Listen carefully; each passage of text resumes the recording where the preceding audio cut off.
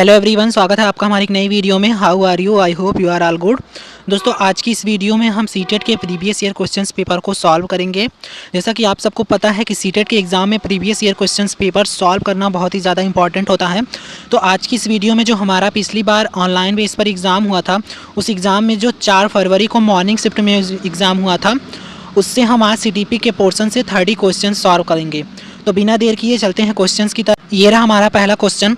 आज की इस वीडियो में हम अपनी स्पीड थोड़ा ज़्यादा रखेंगे, क्योंकि अब ज़्यादा डीप में जाने का टाइम भी नहीं है और मुझे नहीं लगता कि अब ज़्यादा डीप में जाना चाहिए। तो आप इसे एक मॉक टेस्ट के रूप में सॉल्व कीजिएगा और जल्दी जल्दी क्वेश्चंस को देखते जाइएगा और आंसर देते जाइएगा, और लास्ट में अपना स्कोर ज़रूर बताइएगा कि आपके 30 में से कितने क्वेश्चन सही हुए हैं। ये हमारा पहला क्वेश्चन, विकास के बारे में निम्न में से कौन सा कथन सही नहीं है? तो यहाँ पर नहीं पूछा गया है, तो ऑप्शन चेक कर लेते हैं हम। बच्चे विभिन्न दरों पर विकसित होते हैं, विकास अपेक्षाकृत क्रमिक होता है, आनुवंशिकता विकास का एकमात्र कारण है, विकास निरंतर रूप से होता है। तो बच्चे विभिन्न दरों पर विकसित होते हैं, सही। विकास अपेक्षाकृत क्रमिक होता है, सही। आनुवंशिकता विकास का एकमात्र कारण है, जी नहीं, आनुवंशिकता विकास का एकमात्र कारण नहीं है, आनुवंशिकता पर्यावरण दोनों विकास का कारण है। तो निगेटिव हमारा ये थर्ड हो जाएगा, और हमसे पूछा ही गया है कि नहीं, तो सही ऑप्शन हमारा थर्ड हो जाएगा। नेक्स्ट क्वेश्चन, मानवीय क्षमताओं जैसे कि बुद्धि, समस्या समाधान और समालोचनात्मक चिंतन का सापेक्ष रूप से विकास के किस क्षेत्र के अंतर्गत अध्ययन किया जाता है? तो ऑप्शन चेक कर लेते हैं हम। शारीरिक, संवेगात्मक, संज्ञानात्मक, नैतिक। तो पूछा यहाँ पर गया है कि बुद्धि, समस्या समाधान और समालोचनात्मक चिंतन का सापेक्ष रूप से विकास के किस क्षेत्र में अध्ययन किया जाता है? तो सही हमारा ऑप्शन हो जाएगा कि संज्ञानात्मक। संज्ञानात्मक जो बुद्धि होती है, उसमें ही हम हर तरीके से बच्चे को सोचने, समझने, तर्क वितर्क करने की शक्ति को बढ़ाते हैं। तो संज्ञानात्मक हमारा सही हो जाएगा। नेक्स्ट क्वेश्चन, दर्शन और रीजनिंग वाले, बच्चे केवल औपचारिक स्कूली शिक्षा द्वारा ही कौशल, मूल्य और रीतियाँ ग्रहण करते हैं। तो केवल यहाँ पर है, तो ये तो हमें गलत लग रहा है। आगे कारण इसका देख लेते हैं। बच्चों का सामाजिकरण एक सरल व रेखीय प्रक्रिया है, जी नहीं, ये भी गलत है। तो ए और आर हमारा दोनों गलत है। ऑप्शन चेक करते हैं, ए और आर हमारा दोनों गलत है। सही ऑप्शन हमारा फोर्थ हो जाएगा। नेक्स्ट क्वेश्चन, जीन पियाजे के अनुसार व्यक्ति किस अवस्था को प्राप्त करने के लिए समाधान की निरंतर खोज करने में लगा रहता है? ऑप्शन चेक कर लेते हैं हम। संतुलन, असंतुलन, आत्मसातकरण, समंजन। सही ऑप्शन हमारा फर्स्ट हो जाएगा, संतुलन। नेक्स्ट क्वेश्चन, परिकलात्मक निगमनात्मक तर्क किस चरण की विशिष्ट विशेषता है? परिकलात्मक निगमनात्मक तर्क, तो चेक कर लेते हैं हम ऑप्शन। संवेदी गत्यात्मक चरण, औपचारिक संक्रियात्मक चरण, पूर्व संक्रियात्मक चरण, मूर्त संक्रियात्मक चरण। तो यहाँ पर पूछा गया है परिकलात्मक निगमनात्मक तर्क, मतलब बच्चा हर चीज़ से अब एक्टिव हो चुका है, तर्क वितर्क सब कुछ करना सीख गया है। तो वो किस स्टेज में सीख जाता है? फॉर्मल में ना। तो सही ऑप्शन हमारा औपचारिक हो जाएगा। 13 से अबव एज का जब वो होता है, तो ये सब वो सीख जाता है। नेक्स्ट क्वेश्चन, जीन पियाजे के संज्ञानात्मक विकास के सिद्धांत के अनुसार किस अवस्था में बच्चे अनैच्छिक सहज क्रियाओं से ऐच्छिक क्रियाओं की ओर बढ़ना प्रारंभ कर देते हैं? ठीक है, तो ऑप्शन चेक कर लेते हैं। संवेदी गत्यात्मक, मूर्त संक्रियात्मक, औपचारिक संक्रियात्मक। तो पूछा क्या गया है कि इस अवस्था में बच्चे अनैच्छिक सहज क्रियाओं से ऐच्छिक क्रियाओं की ओर बढ़ना शुरू कर देते हैं। तो सही ऑप्शन हमारा फर्स्ट हो जाएगा। ये सेंसरी मोटर में ही वो सीख लेते हैं जब वो जन्म से 2 वर्ष के होते हैं। तो संवेदी गामक हमारा सही ऑप्शन हो जाएगा। नेक्स्ट क्वेश्चन, हिंज दुविधा को सुनने के बाद 8 वर्षीय गुरप्रीत कहता है कि हिंज को पैसा चुरा लेना चाहिए क्योंकि उसे इसकी ज़रूरत है। नैतिक तर्क के स्तर पर बच्चे सही और गलत का फैसला व्यक्तिगत जरूरतों और चाहतों के आधार पर कर लेते हैं। तो हिंज की कहानी आप लोगों को पता ही होगी कि उन्होंने अपनी वाइफ की दवाई के लिए उन्होंने पैसे को चोरी कर लिया था, दवाई को चोरी कर लिया था। तो वही कहानी है इसमें। तो एक बच्चा है, वो कह रहा है कि उसको पैसे को चुरा लेना चाहिए था क्योंकि उसे उसकी ज़रूरत थी। तो बच्चे पे यहाँ पर किस चीज़ नैतिकता का विकास हुआ है कि बच्चा सोच रहा है कि जो चीज़ ज़रूरी है खुद के लिए, उसके लिए कुछ भी करना चाहिए। तो ऑप्शन हम चेक कर लेते हैं। दंड और आज्ञा पालन, नहीं। यांत्रिक आपेक्षिक अभिमुखता, अच्छा लड़की अच्छी लड़की अभिमुखता, कानून और व्यवस्था। तो ये तीनों गलत है। सही ऑप्शन हमारा सेकंड हो जाएगा, आंतरिक सापेक्षिक अभिमुखता। नेक्स्ट क्वेश्चन, लेव वाइगोस्की के सिद्धांत को किस तरह का सिद्धांत माना जाता है? तो लेव वाइगोस्की आ गए, जहाँ पर हमने आपको बताया है कि वाइगोस्की जी को जहाँ पर देखिए वहाँ पर समाज, संस्कृत और भाषा तुरंत जहाँ दिखाई दे तुरंत वो ऑप्शन सही कीजिए। तो यहाँ पर हमें समाज कहाँ दिख रहा है? सामाजिक सांस्कृतिक। सही ऑप्शन हमारा सेकंड हो जाएगा। इजी सवाल था ये। नेक्स्ट क्वेश्चन, ये सब क्वेश्चंस हैं जो 2-4 क्वेश्चन जो हर साल पूछे जाते हैं, रिपीट किए जाते हैं। तो इसको आप लोग एक बार अच्छे से देख लीजिएगा। क्वेश्चन कह रहा है, लेव वाइगोस्की के अनुसार बच्चों में संज्ञानात्मक प्रक्रियाओं को किसके माध्यम से सुगमता से दी जाती है? लेव वाइगोस्की के अनुसार, फिर वाइगोस्की जी का क्वेश्चन आ गया। तो मैंने आपको बताया था लेव वाइगोस्की जहाँ वहाँ पर समाज, संस्कृति और भाषा। तो भाषा कहाँ दिख रहा है? लैंग्वेज, थर्ड ऑप्शन में हमें। तो थर्ड ऑप्शन हमारा सही हो जाएगा। नेक्स्ट क्वेश्चन, शिक्षा को बाल केंद्रित बनाने के लिए निम्नलिखित में से क्या बदलाव जरूरी है? जो शिक्षा है वो उसको बाल केंद्रित, चाइल्ड सेंटर्ड बनाने के लिए आपको इनमें से क्या करना पड़ेगा कि आप बच्चे के अकॉर्डिंग चलें। संरचनात्मक मूल्यांकन में योगात्मक मूल्यांकन की ओर, कंठस्थ स्मरण से क्रिया आधारित अध्ययन की ओर। तो यहाँ पर हमें बदलाव पूछा गया है कि निगेटिव क्या है जिसको हमें बदलकर पॉजिटिव वे में जाना है। तो खोजी अधिगम में व्याख्यान विधि की ओर, ये तो पॉजिटिव है। लचीले पाठ्यक्रम में मानकीकृत पाठ्यक्रम की ओर। तो सही ऑप्शन हमारा हो जाएगा कंठस्थ स्मरण से क्रिया आधारित अध्ययन की ओर, मतलब रट्टा मारने को बदल कर हमें जो क्रिया एक्टिविटी की तरह बच्चों को सिखाना चाहिए, एक्टिविटी बेस पर, नहीं कि जो पहले की तरह रट्टा मारने वाला सिस्टम है वो बंद कर देना चाहिए। तो ये बदलाव जरूरी है। तो सही ऑप्शन हमारा सेकंड हो जाएगा। नेक्स्ट क्वेश्चन, हार्वर्ड गार्डनर के बुद्धि के बारे में विचारों के अनुसार तार्किक गणितीय बुद्धि वृद्धि की सर्वोत्तम प्रकार है। दूसरों की भावनाओं को समझने की क्षमता संगीतीय बुद्धि कहलाती है। नहीं, ये तो गलत है। बुद्धि के 3 प्रकार हैं, विश्लेषणात्मक, सृजनात्मक और व्यवहारिक। हर व्यक्ति अपने आप में विभिन्न प्रकार की बुद्धियों का विविध स्तर निहित करता है। तो जहाँ पर हार्वर्ड गार्डनर ने बहुबुद्धि का सिद्धांत दिया है तो उनका ये सिद्धांत इस वाक्य को बिल्कुल खरे उतर रहा है कि हर व्यक्ति अपने आप में विभिन्न प्रकार की बुद्धियों के विविध स्तर निहित करता है। तो सही ऑप्शन हमारा 4th हो जाएगा। नेक्स्ट क्वेश्चन, एक अध्यापिका को विद्यार्थियों को किसी समस्या पर कार्य करते समय अपने विचारों के मौखिकरण के लिए प्रोत्साहित करना चाहिए। चलिए, बिल्कुल सही है। कारण निजी वाक बच्चों के संज्ञानात्मक विकास को सुधारित करता है। तो ये भी सही है। तो ए और आर हमारा दोनों सही है। तो ऑप्शन चेक कर लेते हैं। ए और आर दोनों हमारा सही है और आर एक ही सही व्याख्या करता है। सही ऑप्शन हमारा फर्स्ट हो जाएगा। नेक्स्ट क्वेश्चन, एक अध्यापिका प्रचलित सामाजिक जेंडर संबंधित रूढ़िवादिताओं को कैसे प्रभावहीन बना सकती है। जो जेंडर बायसनेस है उसको आपको खंडित करने के लिए, तोड़ने के लिए इनमें से कौन सा स्टेप आप उठाएंगे जिससे जो जेंडर बायसनेस है और जेंडर स्टीरियोटाइप है वो खत्म होगी। ऑप्शन चेक कर लेते हैं। यह सुनिश्चित करने कि खेल सत्र में लड़कियां सिर्फ बैडमिंटन खेले और लड़के सिर्फ फुटबॉल, ये तो बढ़ावा दे रही हैं जेंडर बायसनेस को। यह सुनिश्चित करें कि लड़कियों को अध्यापक के रजिस्टर पर काम करने और उनकी मदद करने के अवसर मिले, ये भी गलत है। फर्नीचर इधर से उधर रखवाने में केवल लड़कों की सहायता करें, नहीं भैया, ये भी तो जेंडर बायसनेस है कि भारी काम केवल बच्चे ही करेंगे, गलत है। सभी जेंडरों को संगीत, नृत्य व पाक कला प्रतियोगिताओं में भाग लेने के अवसर प्रदान करना, बिल्कुल सही। यहाँ पर सभी जेंडरों को इंक्लूड किया जाए, चाहे वो बच्चा हो चाहे वो लड़की हो, सभी को संगीत, नृत्य और खाना बनाने की प्रतियोगिता में भाग लेना चाहिए। तो सही ऑप्शन हमारा 4th हो जाएगा। नेक्स्ट क्वेश्चन, विद्यार्थियों के समालोचनात्मक चिंतन को बढ़ावा देने के लिए महत्वपूर्ण है कि निम्नलिखित हेतु प्रचुर अवसर प्रदान किए जाएं। तो ऑप्शन चेक कर लेते हैं कि विद्यार्थियों में समालोचनात्मक चिंतन को बढ़ावा देने के लिए आप इन चारों ऑप्शन में से क्या सही होगा, कौन से अवसर आप प्रदान करेंगे उसे। विषय वस्तु का कंठस्थीकरण, गलत, रट्टा नहीं मारना है, मैंने 1000 बार बताया आपको। अध्यापिका के निष्क्रिय अनुसरण हेतु, विविध जानकारियों की पुष्टि करने हेतु, किसी समस्या पर अपसारी चिंतन करना तो बिल्कुल पॉजिटिव है।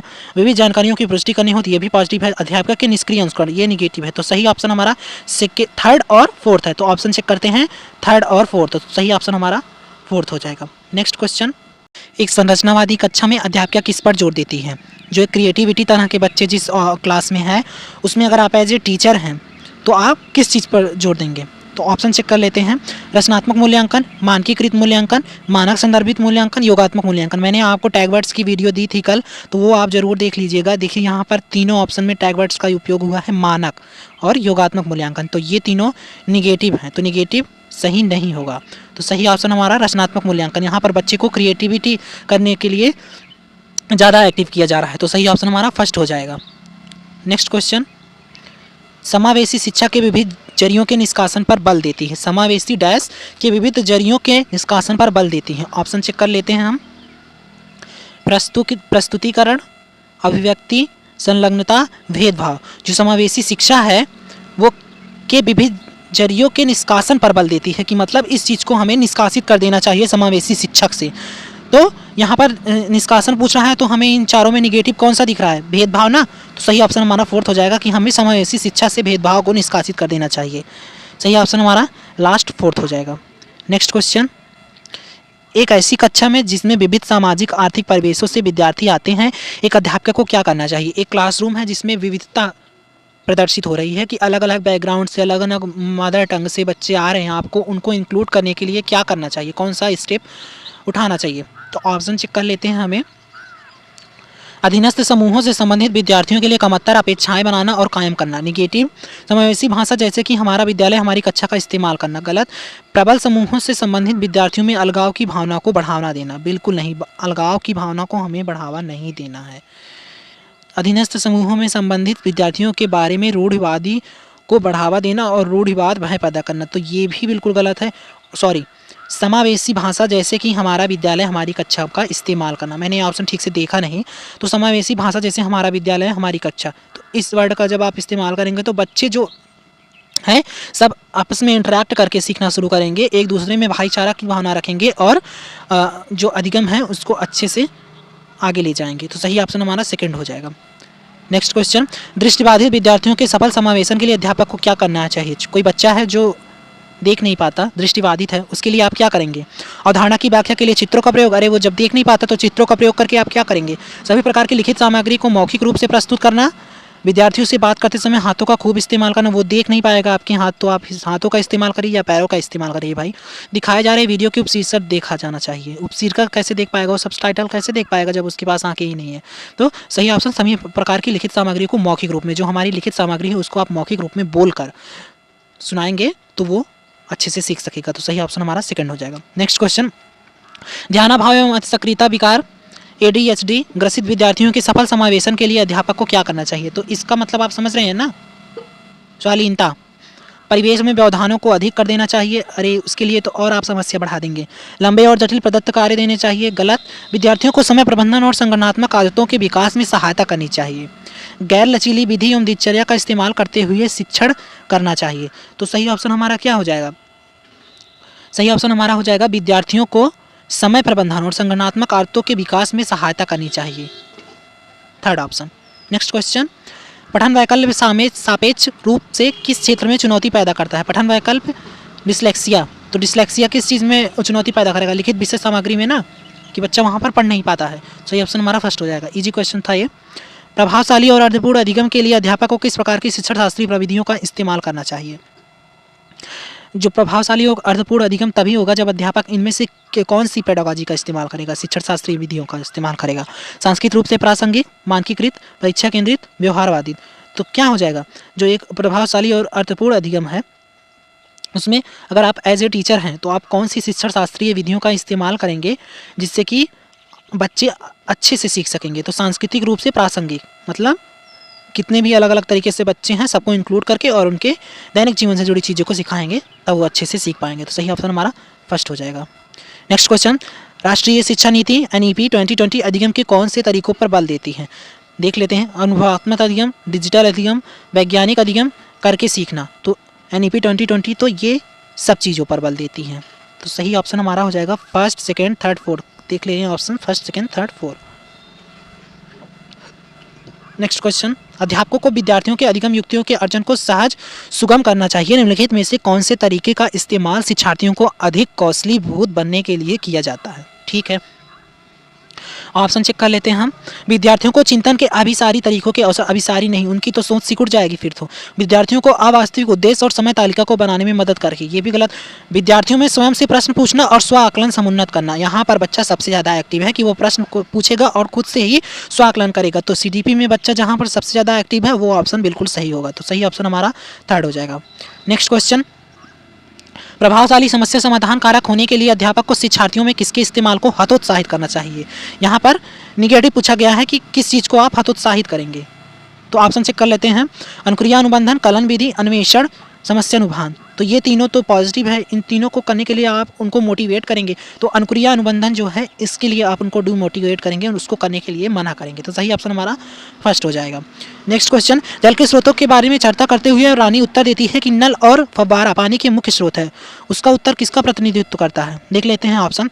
उसकी समझ जो उसके अनुभवों के आधार पर बनी है, बिल्कुल सही। वो जो अपने आसपास पड़ोस में देख रही है उस हिसाब से वो उसका आंसर दे रही है कि अगर उसने नल देखा और फव्वारा देखा है तो तभी वह बता रही है कि पानी का मुख्य स्रोत वही है। बाकी चीज़ों को तो उसने देखा ही नहीं है, जो उसके पास अनुभव है उसी के बारे में वो बता रही है। तो सही ऑप्शन हमारा यही हो जाएगा, बाकी तीनों गलत हो जाएंगे।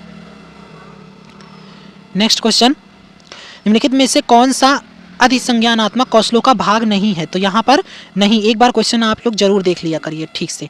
यहाँ पर नहीं है पूछा गया है, तो चेक कर लेते हैं। योजना, पर्यवेक्षण, मूल्यांकन, निष्क्रिय अनुकरण। तो यहाँ पर नहीं मतलब निगेटिव पूछा गया। तो निगेटिव इन चारों में से हमें क्या दिख रहा है? निष्क्रिय अनुकरण ना। सही ऑप्शन हमारा फोर्थ हो जाएगा। नेक्स्ट क्वेश्चन, भावनाओं और संज्ञान के बारे में निम्नलिखित में से कौन सा कथन सही है? चलिए देख लेते हैं ऑप्शन। अधिगम के लिए रुचि और जिज्ञासा का परस्पर संबंधित नहीं है। अधिगम तार्किकता के अमूर्त संज्ञान के बारे में है। जानकारी ग्रहण करने से कौशल मनोदशा द्वारा प्रभावित होते हैं। निराशा का उच्च स्तर संज्ञानात्मक दक्षता को समुन्नत करता है। तो जानकारी ग्रहण करने के कौशल मनोदशा द्वारा प्रभावित होते हैं। तो बिल्कुल सही ऑप्शन हमारा यही हो जाएगा, थर्ड। नेक्स्ट क्वेश्चन, विद्यार्थियों को अधिगम के प्रति अभिप्रेरित करने रहने के लिए अध्यापक को क्या समुन्नत करना चाहिए? आपको अधिगम के लिए उनको मोटिवेट किए रहने के लिए आप इन चारों में से क्या करेंगे? निपुणता उन्मुखी उद्देश्य, योग्यता का सत्वावश्यक परिपेक्ष, असहायता का सीखा हुआ भाव, प्रतियोगात्मक दृष्टिकोण। तो निपुणता उन्मुखी जब आप मास्टरी के लिए उन्हें जो मोटिवेट करेंगे तो अच्छे से सीख पाएंगे। आप किसी चीज़ में, किसी सब्जेक्ट में उनको मास्टरी के लिए निपुण, ताकि वो उस सब्जेक्ट में हर क्षेत्र से वो अपना अधिगम कर सके, उस क्षेत्र से रिलेटेड। तो सही ऑप्शन हमारा फर्स्ट हो जाएगा, मास्टरी। नेक्स्ट क्वेश्चन, विद्यालय में बच्चों की सफलता में निम्न में से कौन सा कारक बाधा उत्पन्न करता है? बाधा उत्पन्न करता है, आप लोग क्वेश्चन देख लीजिए। लचीली समय सारणी, संरचनात्मक शिक्षा शास्त्र, कठोर पाठ्यचर्या, अधिगम हेतु आकलन। तो कौन सा कारक बाधा उत्पन्न करता है? तो चारों में से निगेटिव क्या है? कठोर पाठ्यचर्या ना। तो सही ऑप्शन हमारा थर्ड हो जाएगा। ये है हमारा लास्ट क्वेश्चन। इसके बाद आप लोग अपना स्कोर जरूर बताइएगा, आप लोगों के 30 में से कितने क्वेश्चन सही हुए। देख लेते हैं दर्शन और रीजनिंग वाले क्वेश्चन। किसी अवधारणा को समझाते समय यह महत्वपूर्ण है कि विषय वस्तु का विद्यार्थियों के प्रतिदिन के जीवन के में संबंध बनाया जाए। बिल्कुल सही, अगर आप उनके दैनिक जीवन से चीज़ों को जोड़ेंगे तो अच्छे से समझ पाएंगे। अधिगम कंठस्थीकरण के माध्यम से बहुत प्रभावशाली होता है। तो यहाँ पर कंठस्थीकरण, रोट लर्निंग, मतलब रट्टा मारने की बात हो रही है। तो रट्टा CDP में बिल्कुल निगेटिव होता है। तो ए तो हमारा सही है, लेकिन आर गड़बड़ है। तो ऑप्शन चेक कर लेते हैं। ए सही है लेकिन आर गलत है। तो सही ऑप्शन हमारा थर्ड हो जाएगा, ए सही है लेकिन आर गलत है। ये थे हमारे CDP के 30 क्वेश्चन। अब आप लोग अपना 30 में से स्कोर बताइएगा, आप लोग के 30 में से कितने स्कोर सही हुए। मैंने आपको बताया कि पिछली बार का जो हमारा ऑनलाइन बेस पर एग्जाम हुआ था उससे प्रीवियस ईयर क्वेश्चंस थे। तो अगर आपके इसमें से 25, 26, 27 क्वेश्चन सही हो रहे हैं तो आपका CDP का पोर्शन तैयार हो चुका है, वरना अभी आपको और प्रैक्टिस करने की ज़रूरत है। तो अगर आपको हमारी वीडियो और क्लास अच्छी लगी हो तो चैनल को सब्सक्राइब करके वीडियो को लाइक कर दीजिएगा। सीटेट से रिलेटेड सारी इन्फॉर्मेटिव वीडियो और क्लासेस हमारे चैनल पर आती रहती हैं।